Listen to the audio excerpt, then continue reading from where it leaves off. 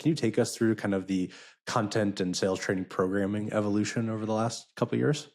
Yeah. So up until about a year and a half ago, it was the very epitome of building the plane while it's in flight.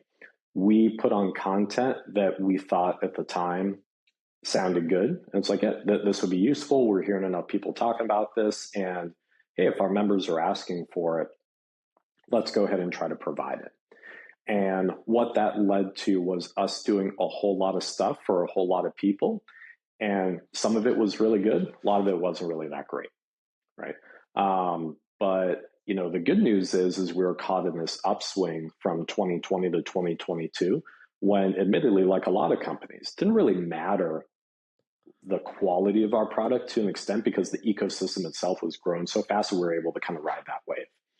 Enter 2023, a little bit of a pullback, and then we look back, it's like, oh crap, our product's not nearly as good as we thought it was. And we could see that because these companies that were longtime members are now starting to churn. And what is the reason that they're churning? Like, hey, your content's good, it's not great.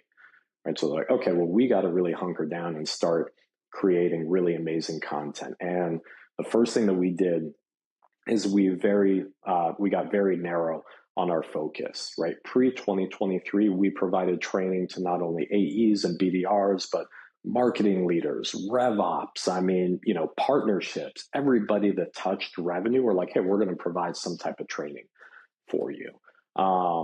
We realized pretty quickly that anything outside of frontline individual contributors and frontline sales leadership wasn't really within our strike zone. So we got rid of all the training for marketing, RevOps, partnerships, all those other sort of tertiary job titles, if you want to call it that. And we got very narrowly focused, again, on providing training for BDRs, SDRs, AEs, CSMs, account managers, frontline sales leadership. And rather than providing what we would normally consider training for roles, right? Here's an AE training. Here's a BDR training.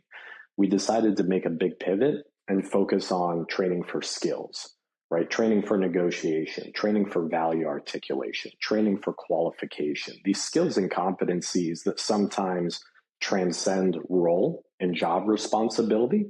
But again, at the same time, are still going to be sort of required if you're in a go-to-market position in any B2B software company. So when you take a look at the Sales Assembly product today, the curriculum that we're providing is we provide certifications across 24 different skills. How we're providing that is 5 to 7 times per week. We're facilitating live collaborative training sessions that tie in to these skills on things like discovery or team selling or driving urgency or multi-threading. Just really tactical, actionable content that ICs can take and start implementing in their business straight away. So the way that we partner now with organizations is if they have an enablement team, we act as an extension of the enablement team so that the enablement team could focus on product training and product marketing, and we could provide all the day-to-day skills training. If you're a smaller company that maybe doesn't have enablement infrastructure, then essentially we are your de facto enablement team until you're able to build one. That is such an interesting and smart pivot into skills-based training.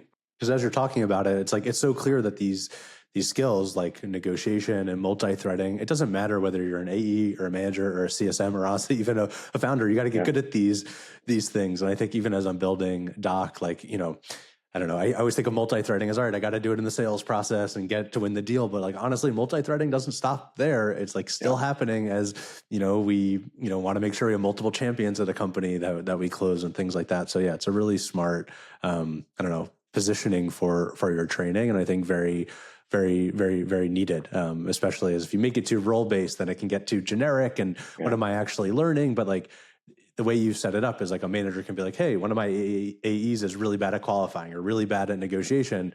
Go do one of those, skill-based training. So yeah, it's very, very smart how you've done that. Yeah.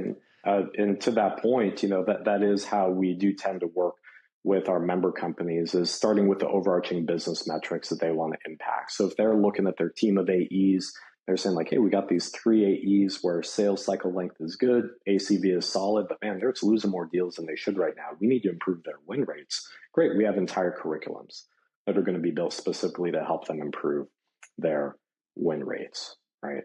And that's how we're going to differ from a methodology, right? You know, we're not here to institute a methodology or compete with Challenger or Sandler, or we're not even here to institute a sales process. We're just here to make your team more effective at executing whatever the sales process or methodology might be.